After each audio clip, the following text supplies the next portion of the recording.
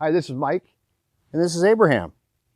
And today's video is entitled Highest and Best Use, How to Get Clarity and Focus and Certainty in Your Business. And it's something over the past 20 years, I've seen more successful business owners, entrepreneurs fall into the trap of not having that clarity and focus. And when you do, you get sidetracked and you start spending more time and energy and you lose productivity. And the next thing you know, okay, I'll put you down. And the next thing you know, you're kind of hating life. And what we're talking about here is your time, your ability, your organization, and access, and getting maximum leverage out of every facet of those things in your business. And especially with the advent of the internet today, opportunities are a dime a dozen. So many times I see things that, sure, it'd be very easy for me or some of my clients to go and pick up an extra $5,000 or $10,000, but what's the time and energy and cost factor on the long range goal of what your business is?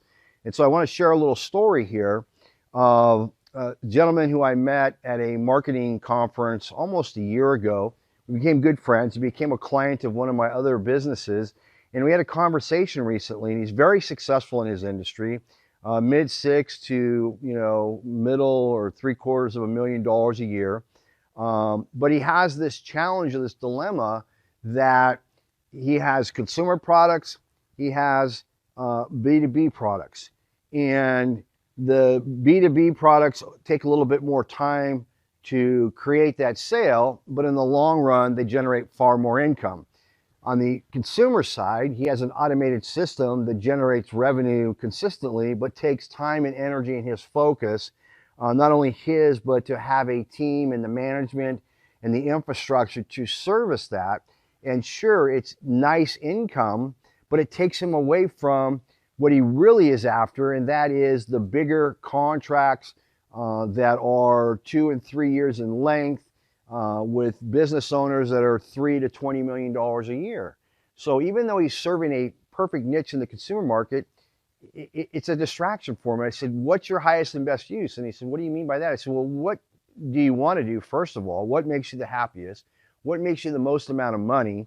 And what would be the most easiest to sustain over a long period of time without having to deal with the headaches? And I said, well, it would be the B2B market. And I said, well, then why aren't you focusing there?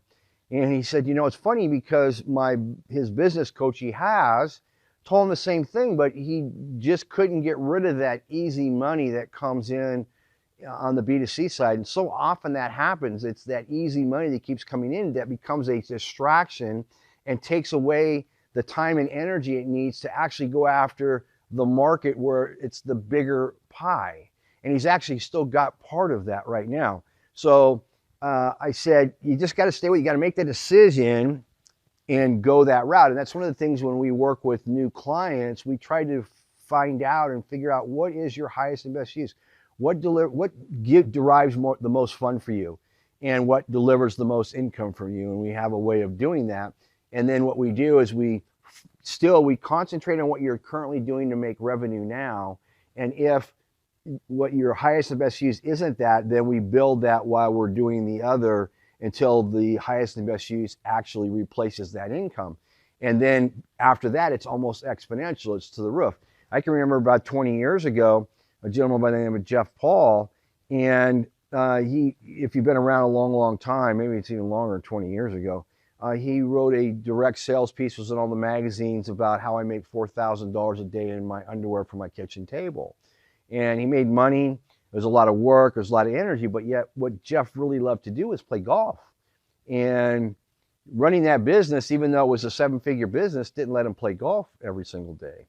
So he basically scrapped the whole deal and created a business and worked backwards so that he could play golf. What would he have to do in order to do that?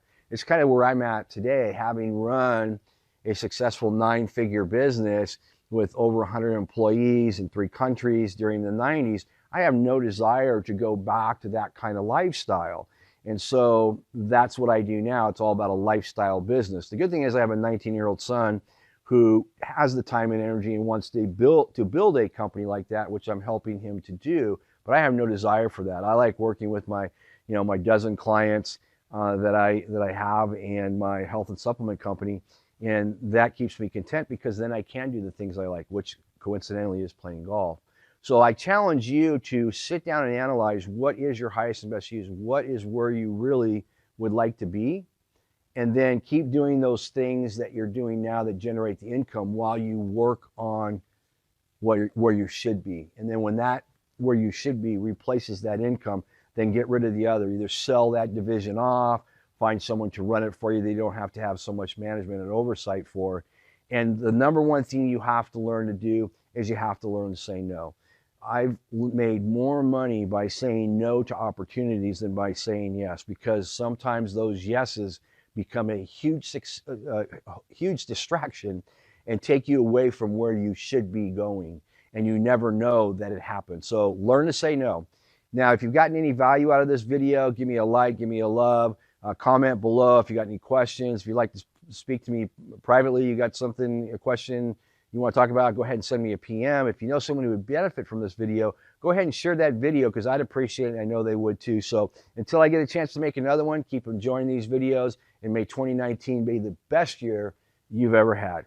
Thanks a lot on behalf of Abraham and myself. Adios.